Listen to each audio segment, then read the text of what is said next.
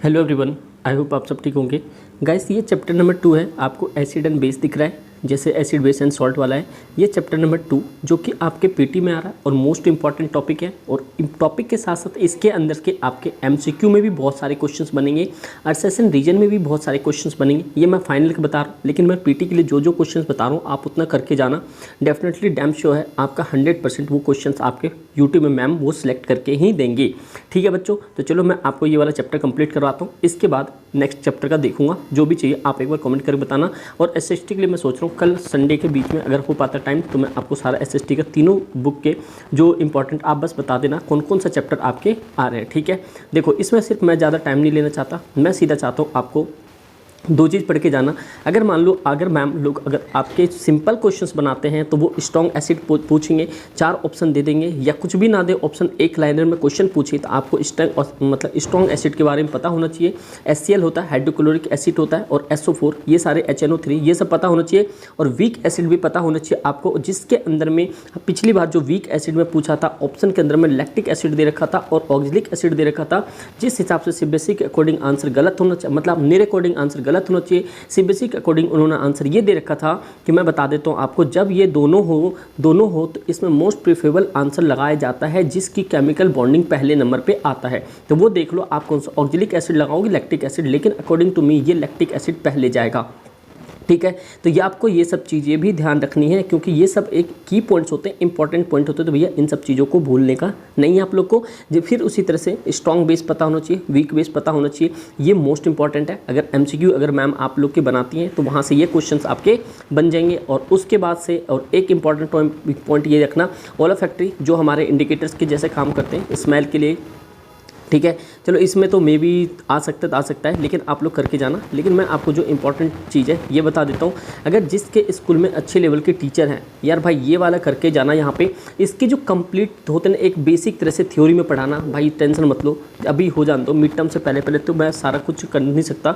Actually यहाँ पे new branches खुले हैं तो उसमें थोड़ा सा टाइम देना पड़ रहा है, बट कोई दिक्कत नहीं, मैं आप लोग के लिए ऑलवेज हूँ। जैसे जैसे हो पाता है मैं आप लोग के लिए टाइम अरेंज करता हूँ। बस आप लोग से एक रिक्वेस्ट है, इस बार आपको 90+ कैसे करना है।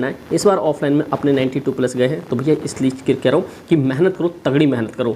ठीक है, आप एक टॉपिक करके जाना, फिर उसके बाद यहाँ से आपको जो मैं इंपॉर्टेंट पॉइंट बताने वाला हूँ वो आप करके ही जाना। भाई कहाँ पे है, चलो मैं आपको ये से बताता हूँ। ये आयनिक बॉन्ड तो चलो ठीक है सब करके ही जाते हैं, बट मैं आपको यहाँ से ही मेन इंपॉर्टेंट चीज़ बताना चाहता हूँ। एक तो देखो ये पीएच स्केल वाला करके जाना, एक नंबर के लिए आ जाए तो पीएच आपको बताए जो 7 पे होता है। जैसे मान लो 14 तक तो 0 से बीच में न्यूट्रल होता है, 7 होता है। जैसे 7 से लेस देन होता है वो हमारा एसिडिक, तो 7 से ऊपर होता है वो हमारा बेस होता है। जब मैं आपको भाई बहुत बेसिक तरीके से बता दूंगा, कभी भूल नहीं पाओगे, बट अभी आपको ये सब चीज़ें करके जानी। जो टॉपिक बता रहा हूँ आप एनसीईआरटी में मूव ऑन कर लेना। ये वाले पीडीएफ मैं अभी तो शायद नहीं दे पाऊंगा क्योंकि ये बहुत लंबी पीडीएफ है, इससे कट नहीं हो सकता, लेकिन जिस तरह से मैं टॉपिक आपको मर्ज कर रहा हूँ आप प्लीज़ अपने बुक में लगा लो। और यहाँ पे पीएच ऑफ सॉइल भी पूछा जा सकता है, तो ये भी चीज़। और एक इसके अंदर में एसिड रेन वाली करके जाना। डाइजेस्टिव सिस्टम हो गया, एक टीथ एंड डिके, एक ये वाला जो दांतों को सड़ना गलना क्यों होता है, उसकी पीएच वैल्यू होती है 5.5 होता है। और एक और एसिड रेन है नहीं कि इसमें एक एसिड रेन नहीं है, लेकिन आप एक टॉपिक तैयार कर लेना एसिड रेन का, जिसके हिसाब से ये क्वेश्चन वहाँ पे बनता है और हर बार ये बनने का चांसेस होता है। क्योंकि भाई देखो एक चीज़ बता देता हूँ यहाँ पे, तो इस बार तो चलो स्कूल में पेपर है तो जिस हिसाब से मैम लोगों का माइंड सेट है वो कर लेंगी, लेकिन मिड टर्म हो, प्री बोर्ड हो और बोर्ड हो, ये आपके आएंगे बोर्ड से सीबीएसई थे। वहाँ पर जितना मैं आपको बताता जाऊँगा भाई, कोई सा भी टॉपिक मत छोड़ना, बस मैं इतना ही बता रहा हूँ। इस बार अपने पूरे लगे जितने भी बच्चे आज 90 लेकर आए ना भैया, देखो मैथ्स में तो किसी के 80 से कम नहीं है, मोस्टली बच्चों के 80 हैं ही हैं। ठीक है, तो भैया इस चीज़ से हिसाब किताब ये बनता है कि आपको जितना करवाया जाए आप करते जाओ आंख बंद करके। ठीक है, और अपने एंड से सेल्फ स्टडी में कोई कमी नहीं होनी चाहिए। ठीक है बच्चों, अब देखो जो इंपॉर्टेंट पॉइंट है chemical forms common salt NaCl से निकलता है।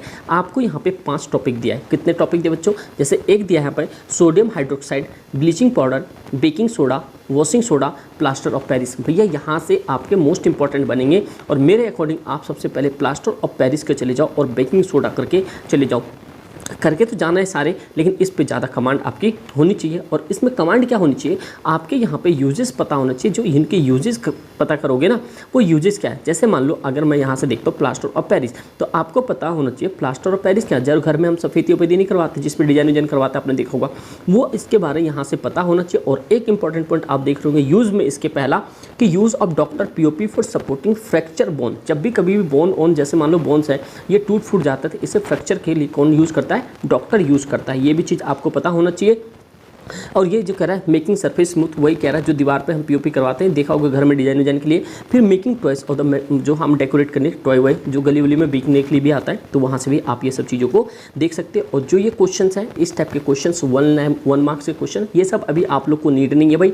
ये सारे क्वेश्चंस मैं आप लोग को डेफिनेटली करवाऊंगा, बट अभी टाइम आने दो। जब मिड टर्म शुरू होगा तो भाई उस टाइम में भले आपको 10 से 15-20 मिनट की वीडियोस मिलेगी, लेकिन आप सारे क्वेश्चंस करके जाना मोर देन सफिशिएंट। अगर भाई आप 90 क्रॉस करना चाहते हो तो। और ये सब चीज़ें क्वेश्चंस आपको वैसे देखो हवाई फायरिंग नहीं होगी, ये सब क्वेश्चन वही होगा जो कंटिन्यूस सीबीएसई के फेवरेट क्वेश्चंस होते हैं और यहाँ पे पूछे जाते हैं। और भाई यहाँ से ये वाला स्क्रीनशॉट लेके भाई आप लोग अपना ये वाला आंसर करके ही जाना पेपर में, चाहे यूटी हो कहीं से भी हो, ठीक है भाई। यहाँ पे जिसमें कि पहला देख लो कैमियोजेंस का होता है, ठीक है भाई। ये सब चीज़ें करके जाना। और उसके बाद जो अभी तो ये सब क्वेश्चन देखो मैं इसलिए नहीं करवा रहा क्योंकि ये आपके काम के नहीं है अभी, लेकिन जब मिड टर्म आ जाएंगे तो वहाँ पे ये सारे काम के आपके क्वेश्चंस बन जाएंगे। तो देखो जो मैंने अभी बताया आपको, जो 5 नंबर 5 थे, उन 5 में ये सारे करके ही जाना जितना मैंने आपको बता दिया, ठीक है बच्चों। अगर इतना करके चले गए आपका गेम पूरा स्कूल में सेट है। और तीनों जैसे मिड टर्म होगा तो टर्म, जैसे मान लो पहला यूटी है, ये दूसरा मिड टर्म है, तीसरा यूटी है, इनमें से बेस्ट 2 मतलब 2 आपके 10 नंबर जुड़ेंगे। तो भाई ध्यान रखना, बहुत इंपॉर्टेंट है, बहुत इंपॉर्टेंट। स्कूल के 20 मार्क्स बहुत इंपॉर्टेंट है 90 प्लस करने के लिए। अगर सपोज करो 20 मार्क्स स्कूल से मिलता है और 80 में से अगर आप 70 प्लस स्कोर करते हो, जब भी आप 90 प्लस में जा पाओगे। तो सारा फोर्स लगो, मैम टीचर से थोड़ी सी अपना की इतना भी एटीट्यूड ईगो मत रखना, बस इतना हो किसी भी तरह से झुक के रहो मैम लोग के सामने, कोई दिक्कत नहीं। आप लोग बच्चे हो, वो लोग टीचर है, एक्सेप्टेड है सब कुछ। लेकिन ये है कि आप लोग इतना कोशिश करना 20 में से भाई 20 मिल जाए जो भी मैम लोग के हाथों में।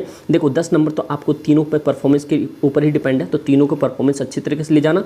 पीटी ये वाला मिड टर्म वाला, और आपका लाभ पीटी जो नंबर वाला होगा वो। अब प्री बोर्ड आपका होगा दिसंबर में, फिर आपका फरवरी से पेपर स्टार्ट हो जाएगा। जो मैंने आपको सिनेरियो बता दिया, इस बार एग्जाम जल्दी होगा और रिजल्ट भी जल्दी आएगा क्योंकि ये सेशन ऑलरेडी बहुत बैकेंड हो चुका है, ठीक है बच्चों। उम्मीद करता हूँ आप लोगों को क्लास पसंद आई होगी, ठीक है। अगर अच्छा लगे तो ठीक है बच्चों, और भाई दिन रात लगा के पढ़ते रहो। मेरे हिसाब से सैटरडे को थोड़ा सा ऑफ लिया करो स्कूल का, और मोर देन ज़्यादा स्टडी किया करो जो लास्ट प्रीवियस डेज में करते हो। आगे आप लोग की मर्जी, ठीक है बच्चों। कोई दिक्कत हो परेशानी हो, डिस्क्रिप्शन में लिंक है, आप लोग वहाँ से मेरे पर कॉन्टैक्ट कर सकते हो। Thank you so much.